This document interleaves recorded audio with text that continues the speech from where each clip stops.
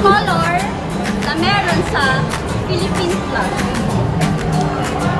4.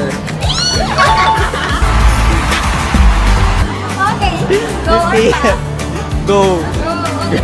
Anong probinsya ang kilala sa Pilipinas bilang surfing capital of the Philippines?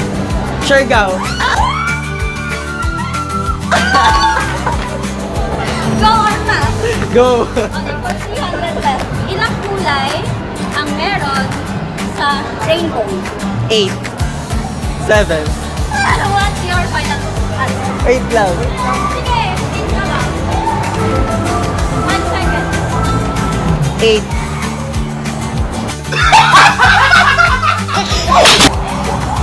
Sorry. Ah! 7. Ayun. They ask you how you are, and you just have to say that you're fine when you're not really fine, but you just keep.